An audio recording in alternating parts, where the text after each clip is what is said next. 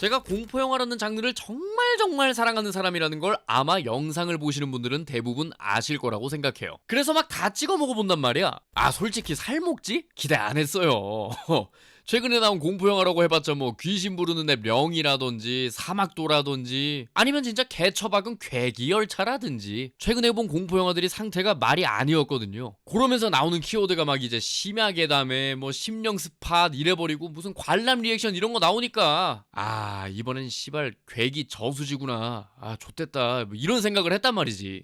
근데 이거 진짜 이게 간만에 재밌게 본 한국 공포영화였어요. 우려됐던 포인트 중 하나가 실제 지명을 사용했다는 건데요. 첫 번째 케이스가 치악산이죠. 국립공원으로 지정되어 있고 원주시의 주력 관광상품입니다. 당연히 괴담 같은 건 일체 없었는데 이걸 웬 B급 공포영화가 어거지로 괴담을 만들어내갖고 갑자기 무슨 씨발 토막살인이 났고 그 토막살인을 수메르인이 했다면서 길가메시 서사시를 가져와갖고는 개뜬금포 외계인 엔딩, UFO가 치악산 밑에 숨겨져 있다는 말 같지도 않은 소리로 끝맺음을 했어요. 그런 거에다가 치악산의 이름을 갖다 썼으니 당연히 원주시건 원주 시민이건 반발이 있을 수밖에 없었죠. 두 번째가 곤지암. 지금은 이제 쿠팡물류센터가 들어온 곳인데요. 예전에는 남양 신경과 정신과 병원이 있었고 4년 정도 운영하다가 폐원한 곳이죠. 뭐 원장이 자살을 했다느니 의료사고가 있어서 원혼이 떠돈다느니 이런 괴담들이 떠돌아다녔지만 실상은 건물주랑 원장이 하수처리 시설 설치 비용 때문에 싸우다가 건물주가 노환으로 돌아가셨어요. 건물주의 상속자인 아들은 미국에 거주 중이라 연락도 안 되고 원장은 내 돈 내고 하수처리 시설을 설치할 이유가 없어서 병원을 다른 곳으로 이전한 거지. 그냥 흔한 건물주와 세입자의 이슈였던 거예요. 그 와중에 상속자인 아들은 세금이랑 건물 관리비가 너무 많이 나와서 빨리 이 부지랑 건물을 팔고 싶은데 갑자기 무슨 방송국에서 무속인들이랑 건물을 막 들어오질 않나, CNN에서 7대 괴기 장소로 뽑히질 않나 이래버리니 미치는 거죠.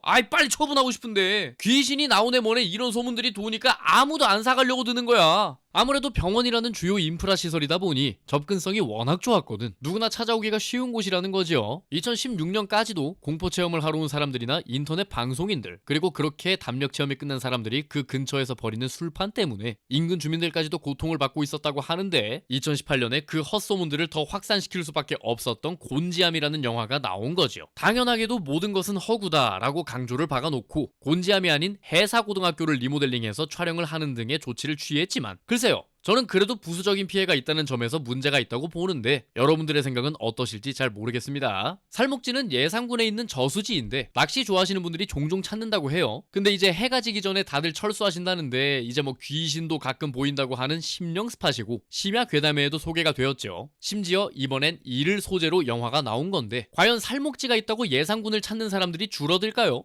혹은 누군가가 피해보는 사람이 있을까요? 아무래도 마을이랑은 좀 많이 떨어져 있는 곳이다 보니 사람들이 가서 시끄럽게 해서 인근 주민에게 피해를 끼치는 일은 없을 듯 하고요. 외려 오싹함을 즐기는 관광객이 더 생길 수도 있겠죠. 맞네요! 데크 깔아놓고 포토존까지 꾸려놨네.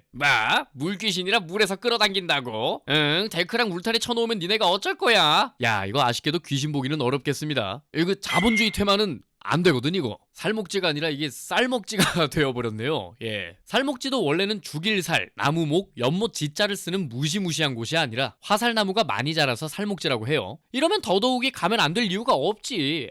궁금하면 한번 가봄직한 곳이 됐지요. 그런 맥락에서 소재 및 장소 선정에서 꽤나 영리한 선택을 했다고 봅니다. 인근 주민과의 피해 및 마찰도 피하고 명소화도 시키고 이로 인해 찾는 사람들이 늘어나 양기를 쭉쭉 주입시키니 살목지에 계시던 귀신 여러분들 강제로 성불되시겠고요. 또한 이번 살목지의 이상민 감독은 장편 영화로서는 살목지가 첫 번째 작품입니다. 많이들 얘기하시는 게 신인 감독들의 데뷔작으로 공포 영화를 많이 찍는다. 왜냐? 만들기 쉬우니까. 이건 반은 맞고 반은 틀린 얘기라고 봅니다. 맞는 부분은요, 제작비가 아무래도 다른 장르보다 저렴하니까요. 제작을 시작하기에는 쉬운 게 아무래도 사실입니다. 틀린 부분은 재밌게 만들기에는 대단히 어려운 장르라는 건데요. 공포 영화는 기본적으로 코미디와 결이 비슷합니다. 관객보다 반박자 빠르게 움직여서 예상치 못한 곳에서 터뜨려 줘야 사람들이 무서워하거나 웃게 되죠. 감독이 관객 머리 꼭대기 위에서 탭댄스를 추고 있어야 먹힌다는 겁니다. 그렇기에 굉장히 치밀하고 똑똑해야만 하는 장르죠. 코미디언 출신인 조던 필이 공포영화를 대단히 잘 뽑아내고 가히 공포영화의 달인이라고 할 수 있는 제임스 완이 말리그넌트에서 기괴하리만치 웃긴 장면들을 뽑아낼 수 있었던 게 이런 이유들이지 않을까 않을까 싶어요. 국내에서는 아메바 소녀들과 학교괴담이라는 숨은 보석 같은 영화를 만든 김민하 감독이 이 부분에 대해 엄청난 이해도를 갖고 있는 듯 했습니다. 즉 신인 감독에게 공포영화는 그 감독의 기량 그 자체를 보여줄 수 있는 날것의 장르라고 보는데요. 그냥 귀신 좀 보여주고 놀래키면 장땡이겠지.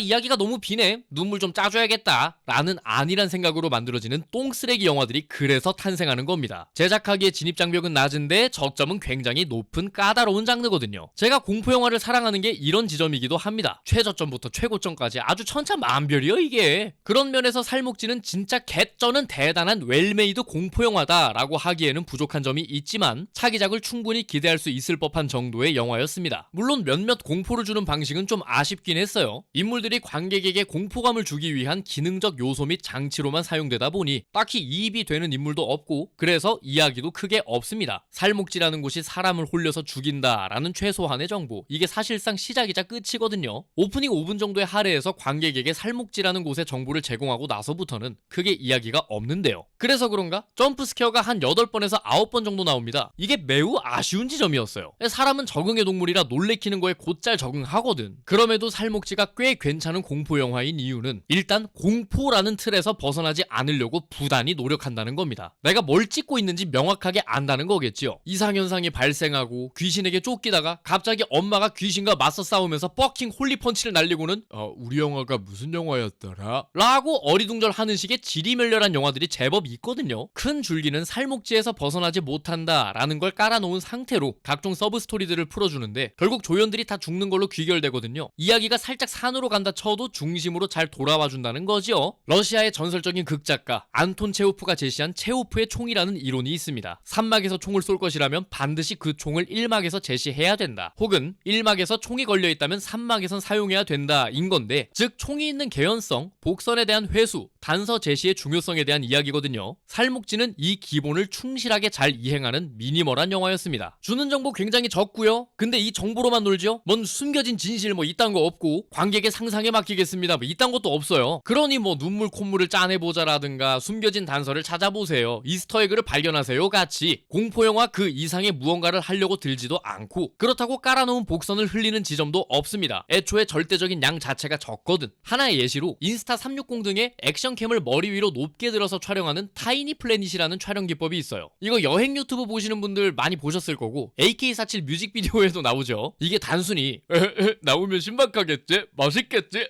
이러고 그치는 경우가 제법 있다고 생각합니다. 근데 살목지에서는 이게 나오는 이유가 있고 활용 방법이 명확하게 존재하지요. 첫 번째는 주인공이 거리뷰 회사에 다니는 사람이라 저런 걸 머리 위에 쓰거나 혹은 차 위에 저걸 달아놓고 다녀야 되는 인물이라는 것과, 두 번째는 귀신에게 홀려 자동차를 타고 도망가는 조연들을 마치 내려다보듯이 촬영하며 자동차의 후미가 왜곡되어 악마가 웃는 듯한 연출로 사용한다는 것이죠. 이런 부분들에서 체호프의 총을 충실하게 이행하고 있다고 생각해요. 최소한의 개연성, 최소한으로 깔아놓은 복선을 죄다 회수하는 것과 정말 간단 명료한 단서 제시까지 대단히 미니멀하지만 욕심을 부리지 않았다는 점에서 기본기 자체는 탄탄한 영화였습니다. 살목지에서만 볼 수 있는 유니크한 지점은 공포를 주는 시간을 대단히 길게 가져간다는 것과 감각을 하나로만 일치시킨다는 건데요. 물수제비를 하는 두 청년이 있고 얘네가 막 4번 튕겼니 6번 튕겼니 하면서 막 투닥거리고 있는데, 야 형이 보여줄게 봐봐 이러고 돌을 딱 던지니까 한 30번 튕겨. 10번까지는 막 와 형 대단해요 이러다가 계속 물 튀기는 소리가 나니까 표정이 싹 굳는데, 이 물수제비가 다가오면서 점점 빠른 속도로 소리가 나고 거의 다 다가와서는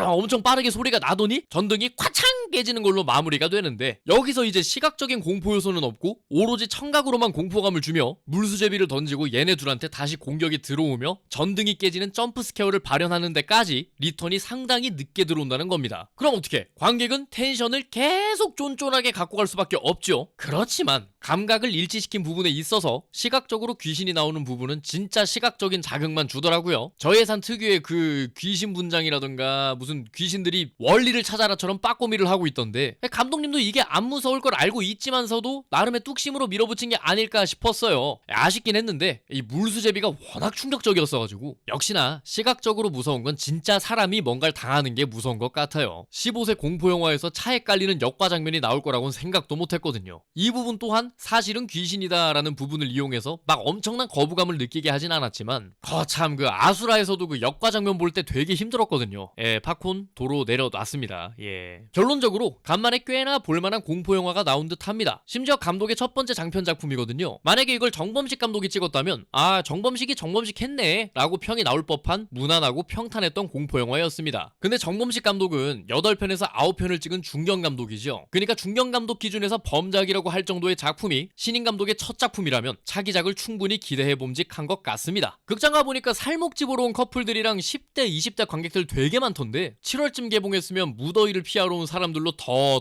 북적이지 않았을까 하는 아쉬움도 좀 있었습니다. 공포영화 좋아하시는 분들이라면 한 번쯤 보셨으면 좋겠고요. 영상 초입에 보셨다시피 유료 광고 아니고요. 그냥 진짜 꽤 재밌게 봐서 추천드리고 싶습니다. 아 진짜 공포영화는 짱이야. 미이라 진짜 잔뜩 기대된다.